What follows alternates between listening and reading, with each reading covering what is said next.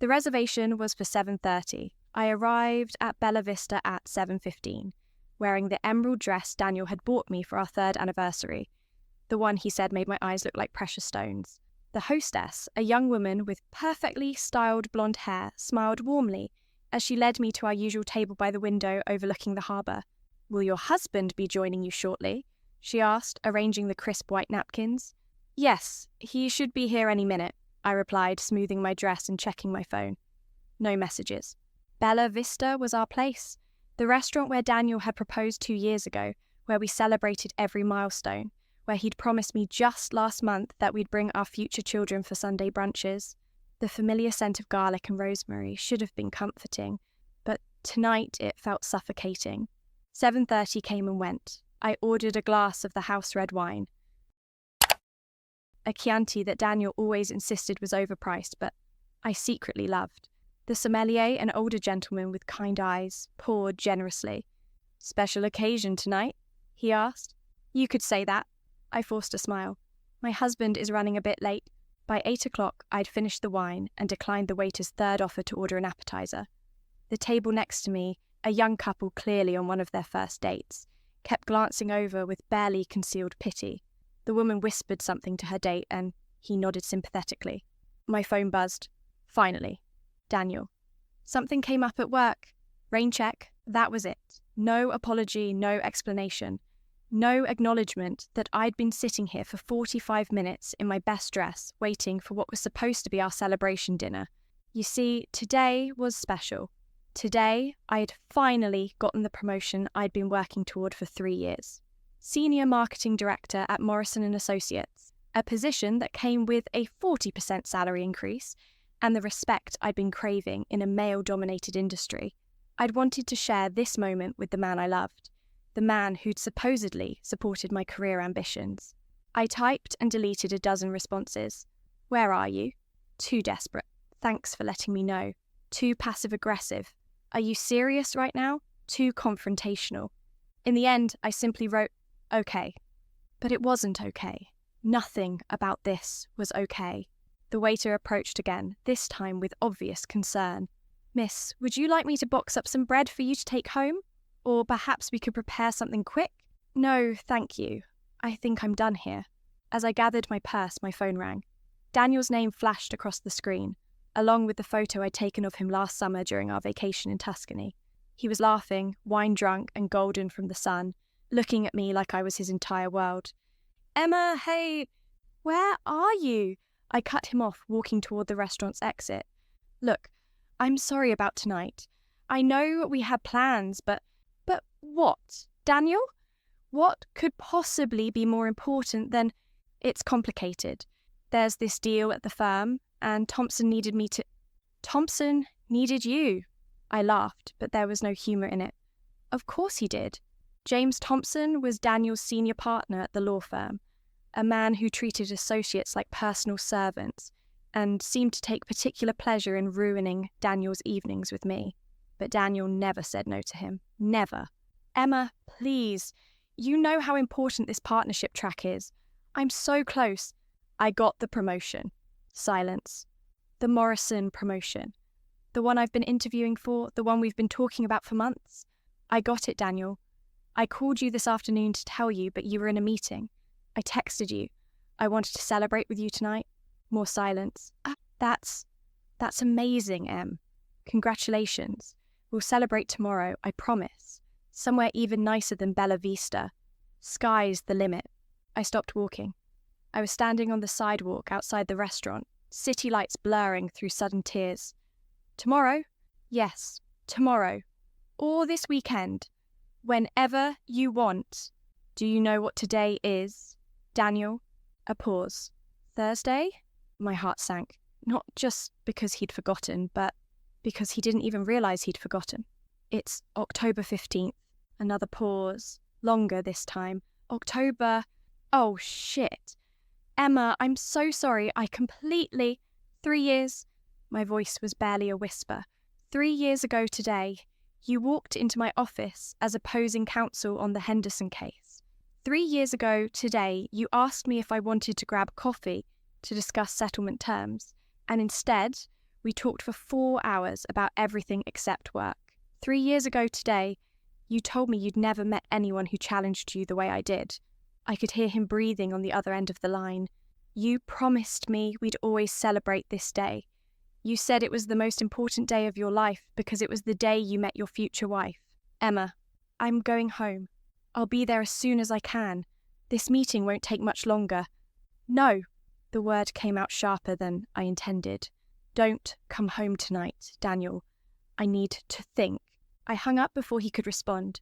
The drive home was a blur of streetlights and stifled sobs. Our house, a charming Victorian we'd bought together 18 months ago, sat dark at the end of Maple Street. I'd left the porch light on for Daniel, as I always did, as I always had. Inside, everything was exactly as I'd left it.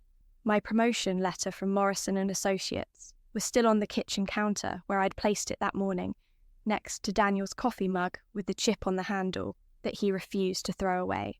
The flowers I'd bought yesterday, white lilies, his favourites, were wilting in their vase.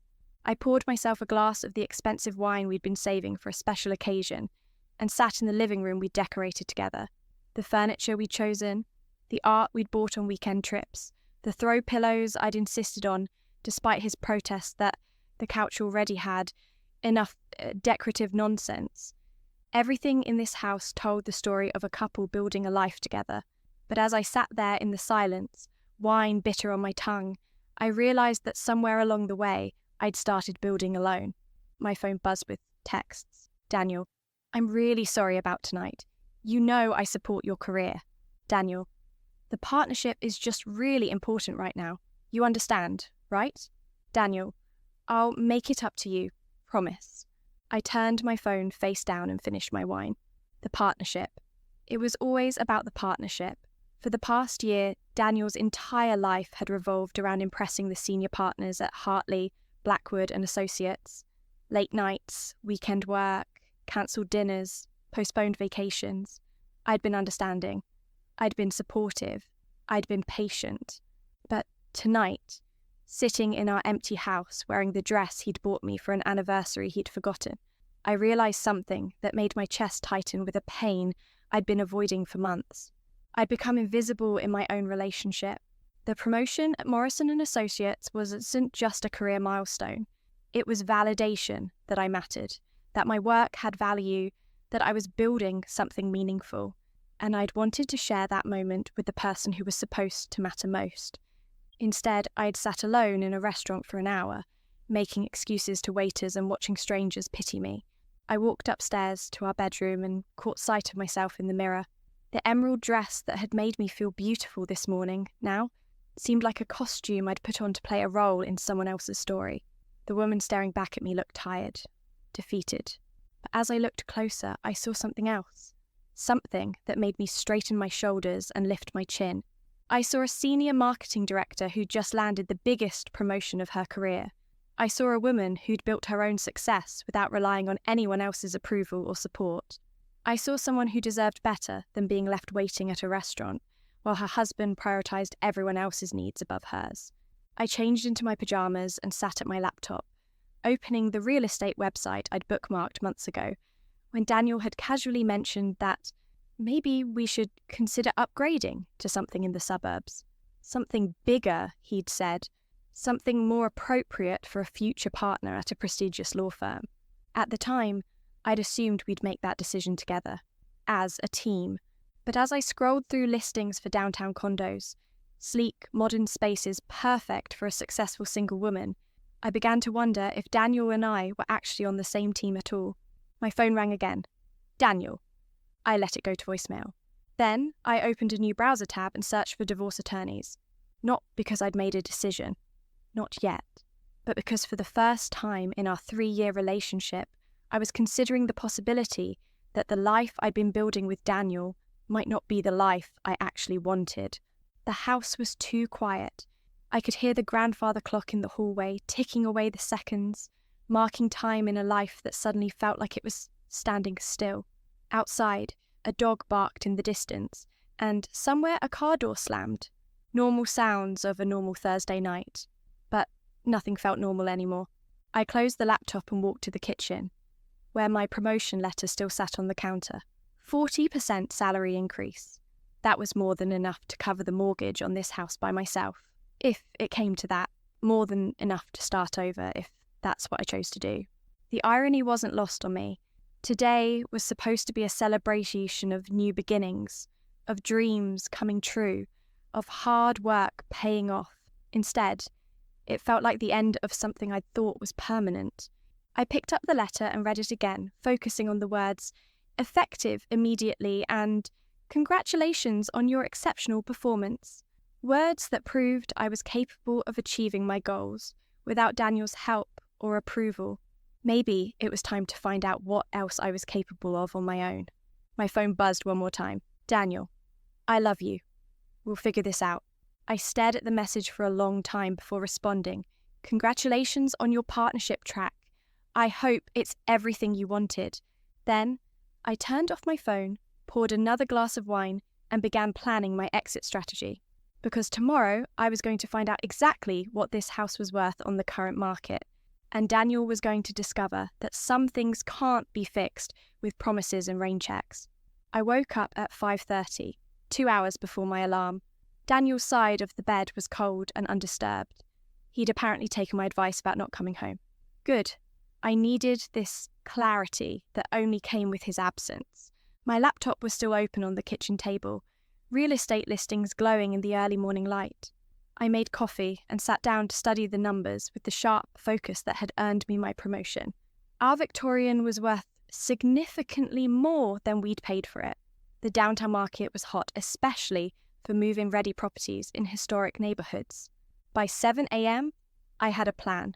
At exactly 9 o'clock, I called Rebecca Martinez, the realtor who'd helped us buy the house. Her voice was warm and professional, with just a hint of curiosity. Emma, how lovely to hear from you. How are you and Daniel enjoying the house? Actually, Rebecca, that's why I'm calling. I'm interested in getting a current market evaluation, hypothetically speaking. A pause. Of course. Are you two thinking of upgrading already? I sidestepped the question. Could you come by this afternoon? Say, around 2? Absolutely. I'll bring my laptop and we can run some comps. Next, I called my office and took a personal day, something I hadn't done in months. Then, I opened my laptop again and began researching something I should have looked into years ago. Property rights for unmarried couples in our state. What I discovered made my coffee taste bitter.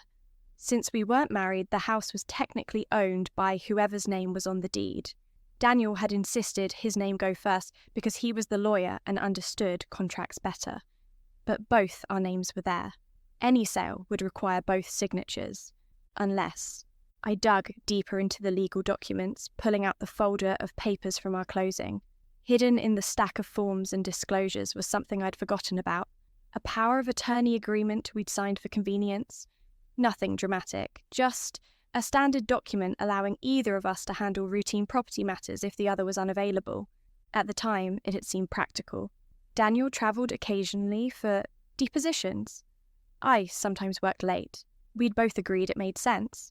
Now, it looked like my escape route. My phone buzzed with a text from Daniel. Can we talk? I'm bringing lunch. I ignored it and called my best friend Lisa instead. Emma, isn't this your first day as senior marketing director? Shouldn't you be conquering the corporate world right now? I took a personal day. Can you meet me for coffee? I need to tell you something. 30 minutes later, we sat in the corner booth at Grind Coffee, the little shop where Lisa and I had been meeting for Friday morning gossip sessions since college. She listened without interruption as I told her about the restaurant, the forgotten anniversary, and my growing realization that my relationship had become a one-way street. So, what are you going to do? She asked, stirring sugar into her latte. I'm going to sell the house. Lisa nearly choked on her coffee. You're going to what? The realtor is coming this afternoon. I've already researched the market. With my new salary, I can afford a nice condo downtown. Something that's mine. Emma, slow down, Doug. You can't just sell a house because you had one bad night. It wasn't one bad night, Lisa. I pulled out my phone and showed her my calendar. Look at this. Red X's are cancelled dinners. Blue X's are postponed plans. Yellow X's are times he chose work over us. This isn't one bad night. This is 6 months of bad nights. Lisa stared at the screen, her expression shifting from concern to understanding. Oh, honey, I've been making excuses for him. He's working toward partnership. The legal field is demanding. He'll have more time once he proves himself. But you know what?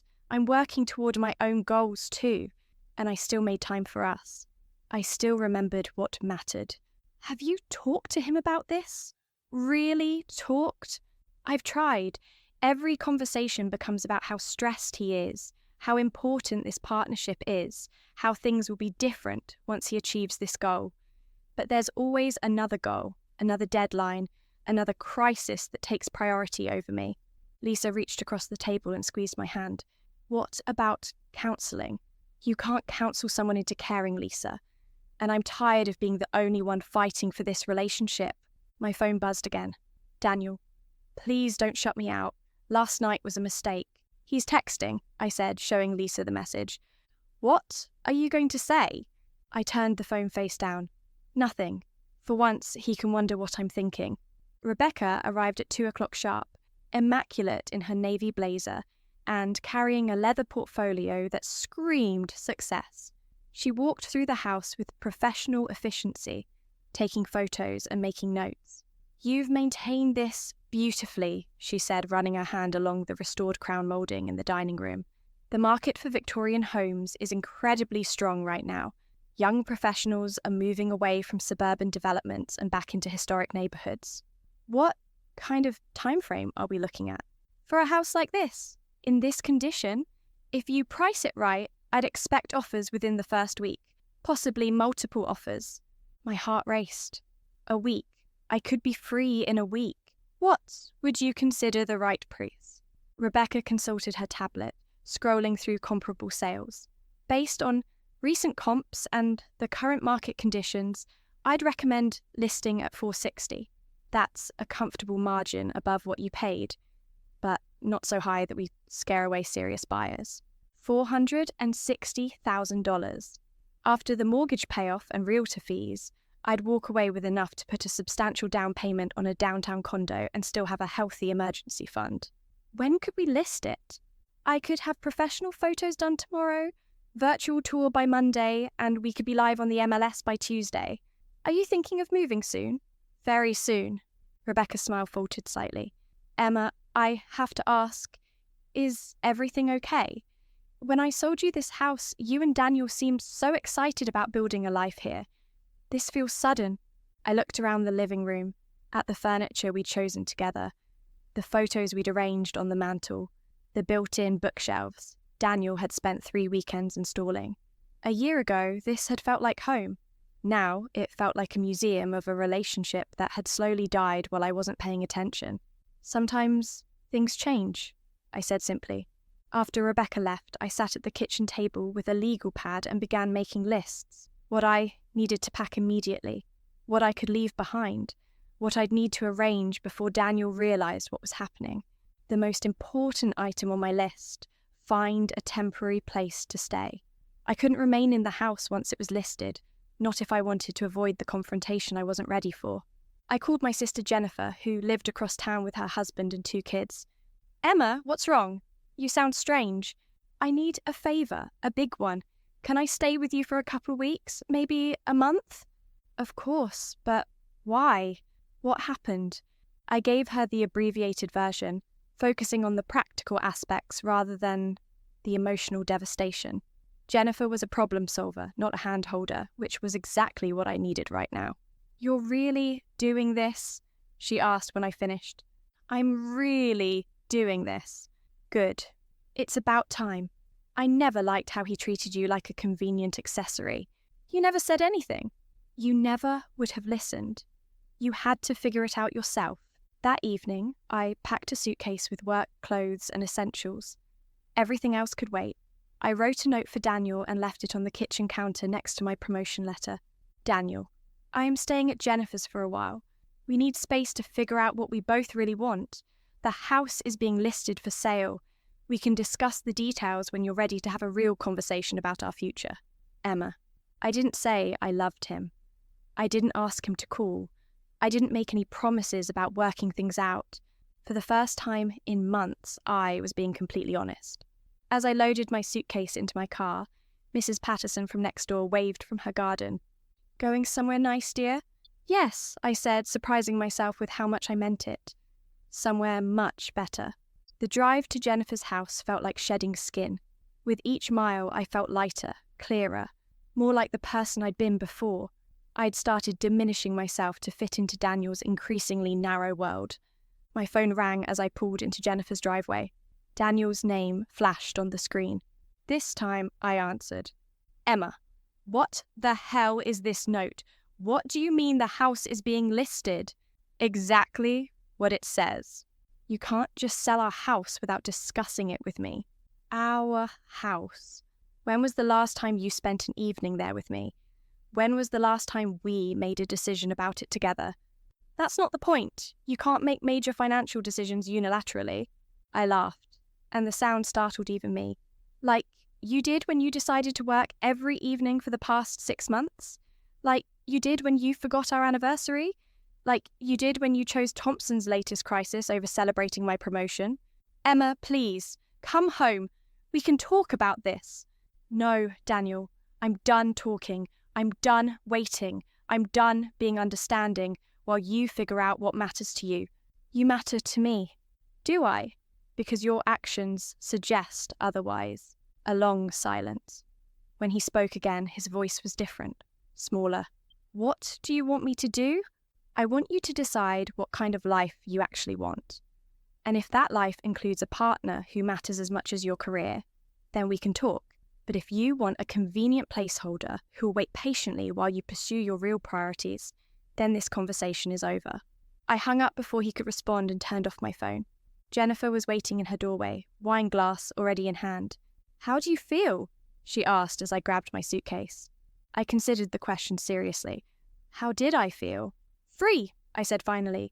"For the first time in months, I feel completely free. And tomorrow, I would find out just how much that freedom was worth." The professional photos were stunning. Rebecca's photographer had captured every architectural detail that had made me fall in love with the Victorian in the first place. The wraparound porch bathed in golden morning light. The restored hardwood floors gleaming like honey. The kitchen we'd renovated with subway tiles and granite countertops. Looking at the listing photos on Tuesday morning felt surreal, like watching someone else's life packaged for sale. 12 showings scheduled for today alone, Rebecca texted me. 3 more agents called this morning. I think we're going to have multiple offers by Thursday. I was sitting in my temporary office at Jennifer's house. Her dining room table, really, when my phone exploded with calls. Daniel, Daniel, Daniel. Then a number I didn't recognise.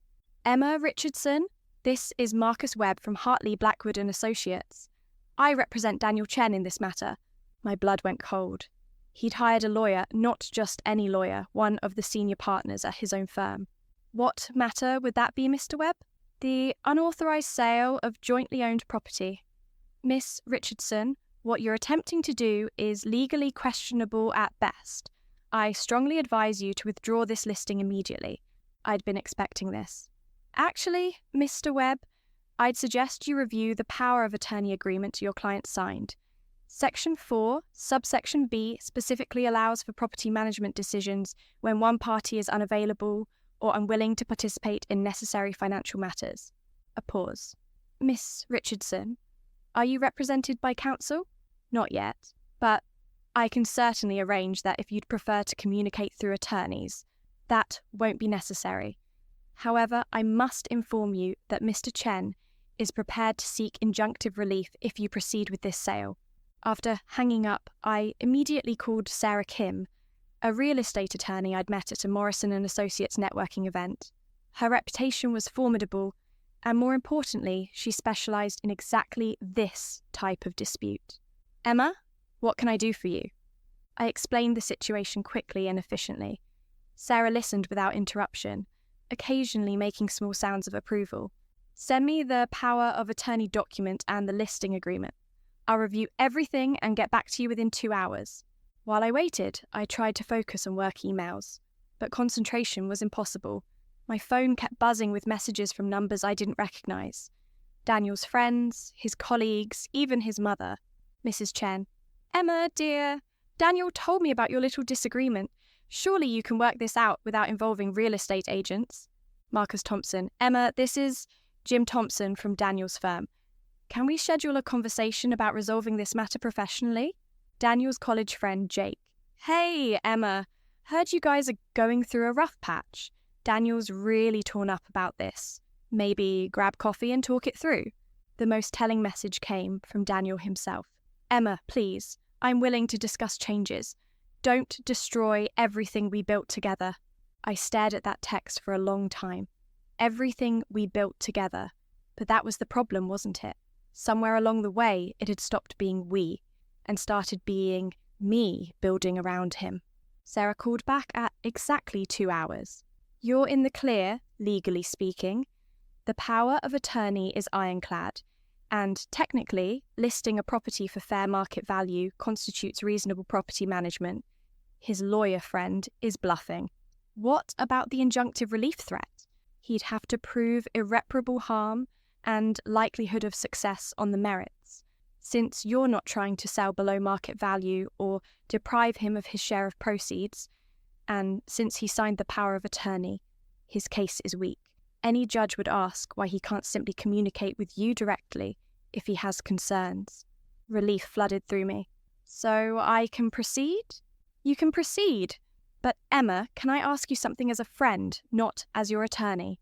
Of course. Are you sure this is what you want? Once you sell that house, there's no going back. Houses can be replaced, but some relationships can't be. I looked around Jennifer's dining room, at my makeshift office setup, at the suitcase in the corner that contained everything I deemed essential from my old life. It wasn't much, but it was mine. Sarah, I spent 3 years waiting for him to make me a priority. I'm done waiting. Thursday morning brought the news I'd been expecting and dreading in equal measure.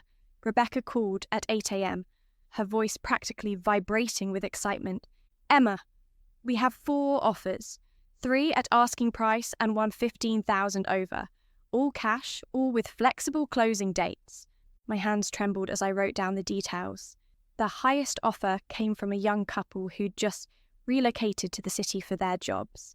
They reminded me of Daniel and me 3 years ago, excited, hopeful, planning a future together. Which offer do you want to accept? The couple. The ones who remind me of us. I paused. Before everything went wrong. Excellent choice. I'll draw up the acceptance paperwork.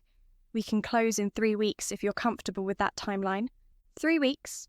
In 3 weeks, I'd have over $200,000 and complete freedom to start over. After I hung up, I sat in Jennifer's kitchen and cried.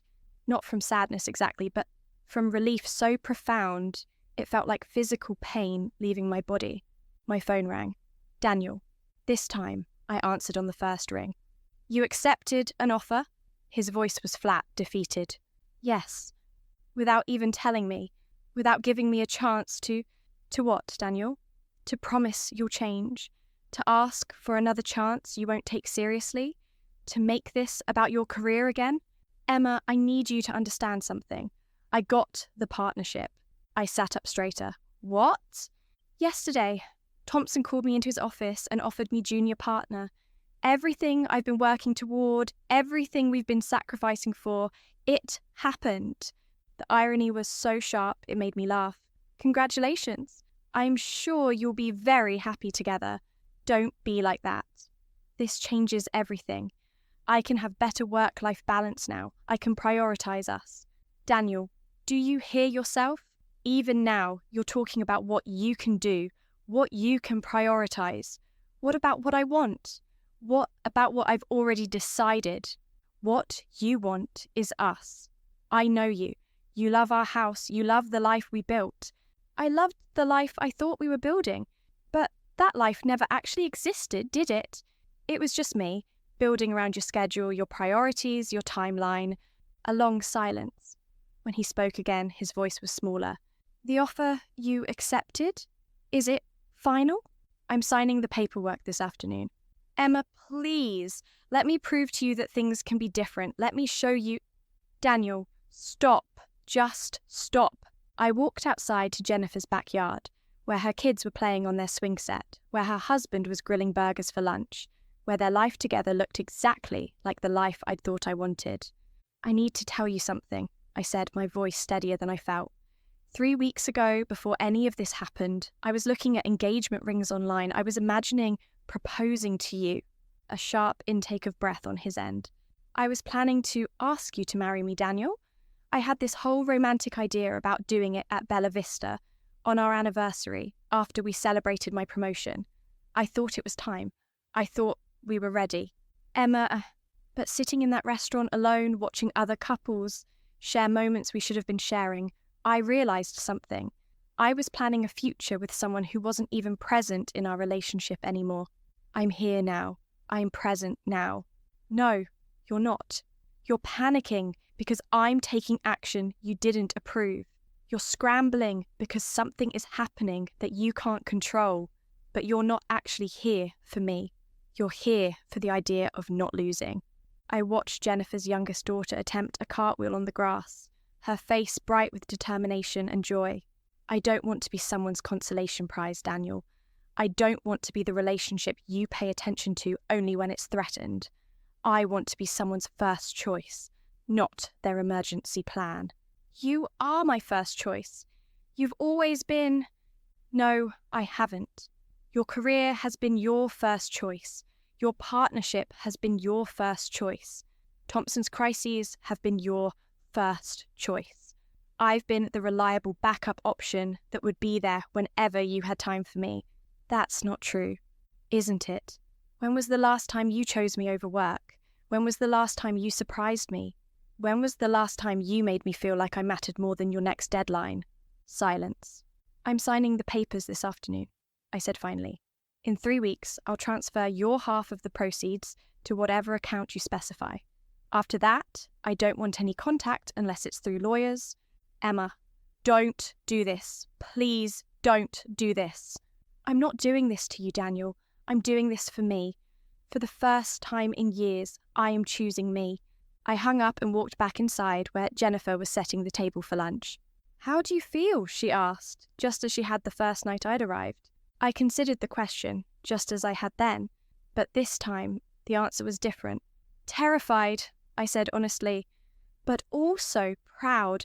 I'm proud of myself for finally choosing my own happiness. That afternoon, I signed the acceptance papers.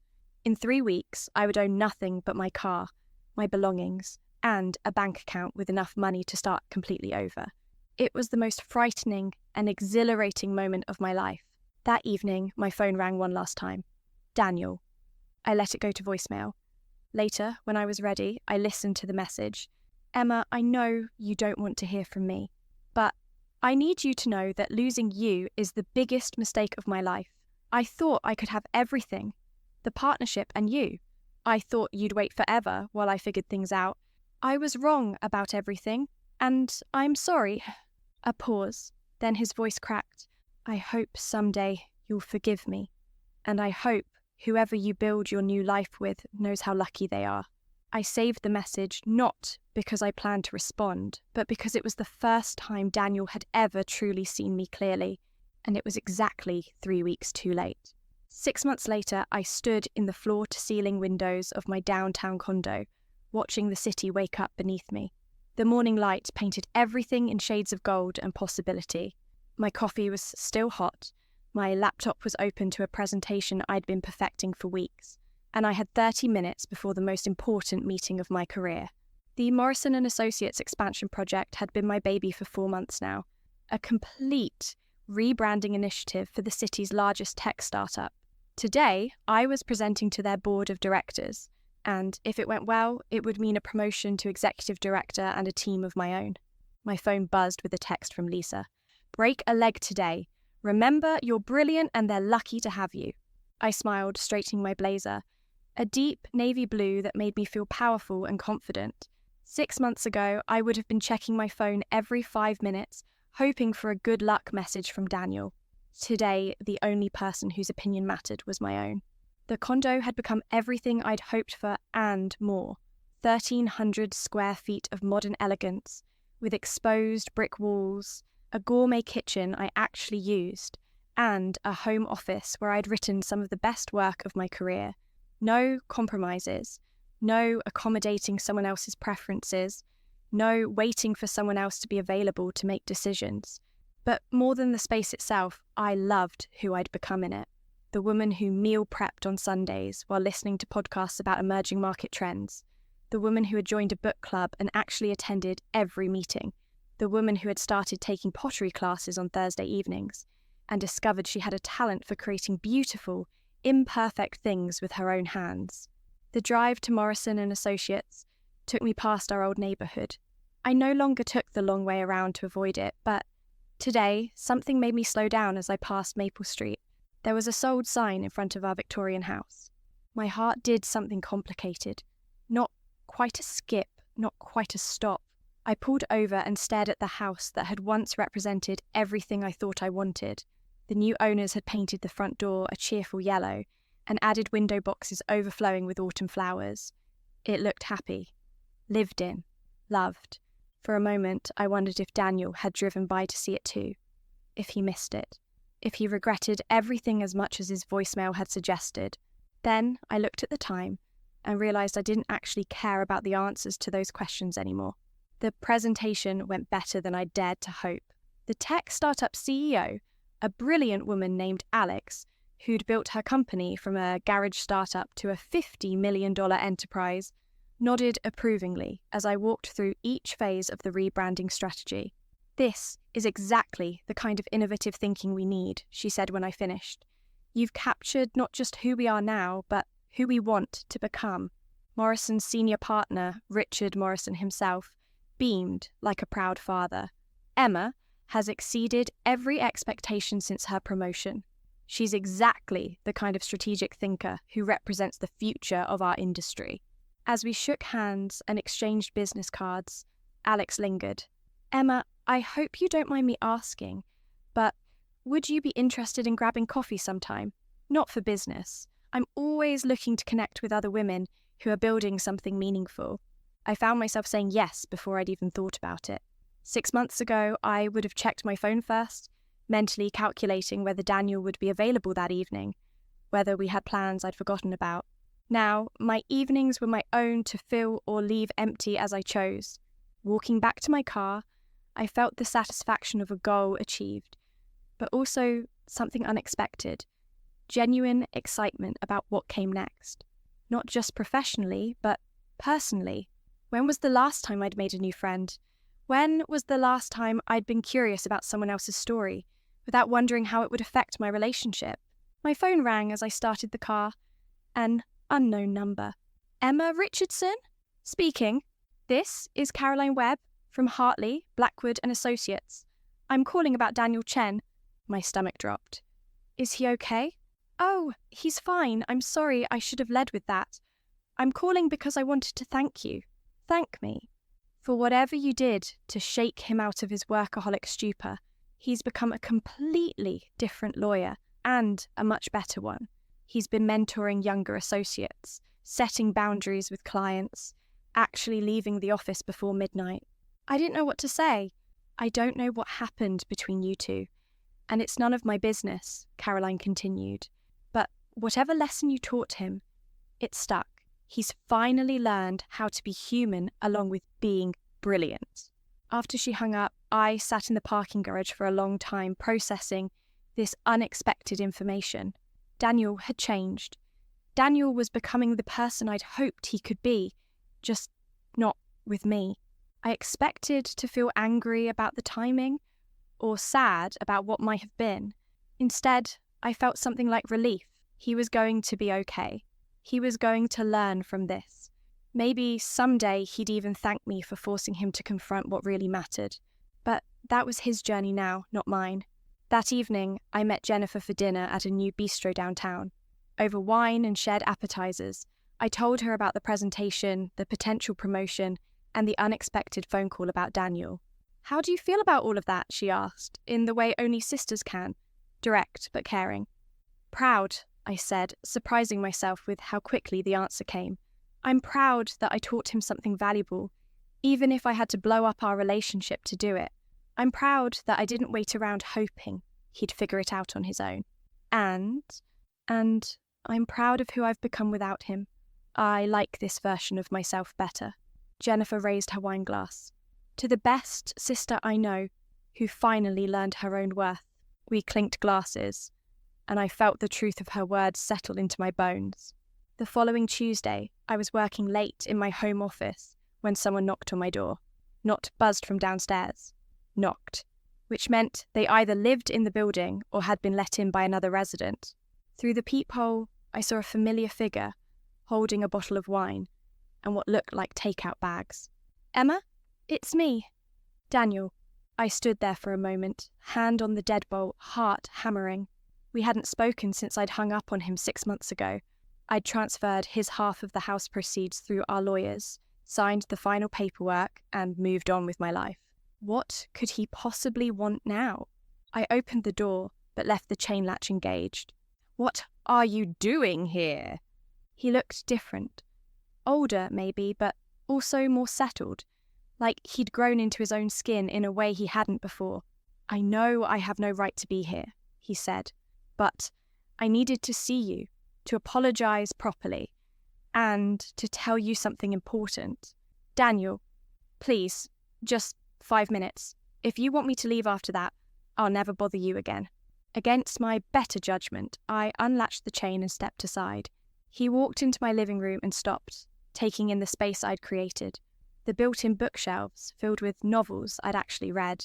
The art I'd chosen because it made me happy. The comfortable furniture arranged for one person's perfect comfort. This is beautiful, he said, and I could hear the genuine admiration in his voice. It's so completely you. You said 5 minutes. He set the wine and food on my coffee table. Thai food from that place you love, the one I always said was too spicy. I crossed my arms but didn't sit down. Daniel, I'm getting married. The words hit me like a physical blow, but not in the way I expected. Instead of pain, I felt curious. To who? Her name is Sarah. She's a family law attorney. We met at a continuing education seminar 3 months ago. He paused. I wanted you to hear it from me before you heard it somewhere else. I sat down then, mainly because my legs felt suddenly unsteady. 3 months? That's pretty fast. When you know, you know. He looked at me directly. The way I should have known with you, but I was too selfish and stupid to pay attention. Daniel, why are you telling me this? Because she's everything I didn't know I needed. She challenges me. She calls me out when I'm being an ass, and she won't tolerate being treated like a convenience. He smiled, and it was a smile I'd never seen before. Completely genuine, with no agenda behind it. She reminds me of you, actually. The you I fell in love with before I got so caught up in my own ambitions that I forgot what really mattered. I stared at him. So you're thanking me for teaching you how to be a good partner for someone else. I'm thanking you for saving my life. We looked at each other across the coffee table, across 6 months of silence, across the ruins of a relationship that had taught us both who we really were. I'm glad you found someone who won't put up with your workaholic nonsense, I said finally. He laughed. She made me promise that if I ever work past 7 p.m. without a genuinely good reason, she gets to hide my laptop for a week. Smart woman. The smartest. Just like you. We talked for an hour about his upcoming wedding, about my promotion, which had become official the day before, about the house and how strange it felt to see it painted yellow. It was the most honest conversation we'd ever had, probably because neither of us wanted anything from the other anymore. When he finally left, he paused at my door. Emma? Yeah? I hope you find someone who sees you the way you deserve to be seen. The way I should have seen you. I already have, I said. He looked confused. Me, I finally see myself clearly. After he left, I opened the bottle of wine he'd brought and sat on my balcony, looking out at the city lights. My phone buzzed with a text from Alex, the CEO I'd had coffee with twice now, and who was quickly becoming a real friend. How did the meeting with your ex go? You okay? I typed back, better than okay. I'm proud of both of us for growing up. Want to grab drinks tomorrow and celebrate being fabulous, independent women? Absolutely. I finished my wine and went inside to my perfectly imperfect life. The pottery bowl I'd made in class holding my keys, the book I was reading open on the coffee table, the presentation notes for tomorrow's client meeting spread across my dining table. In the morning, I would wake up in my own space, make coffee exactly how I liked it, and spend another day building something meaningful with my own hands and mind. It was everything I'd never known I wanted, and it was entirely mine. My phone buzzed one more time. A text from a number I didn't recognise. "Hi, Emma. This is Alex's friend Maya, the architect she mentioned. She gave me your number and said you might be interested in collaborating on a community centre project. Coffee next week?" I smiled and typed back, "I'd love to. How about Tuesday?" The future stretched ahead of me, full of possibilities I couldn't have imagined when I was sitting alone in that restaurant 6 months ago. New projects, new friendships, new challenges, maybe even new love, but this time built on a foundation of knowing exactly who I was and what I deserved. Daniel was right about one thing. When you know, you know. And I finally knew that I was worth waiting for the right life. Not just any life, even if I had to build it myself, one choice at a time.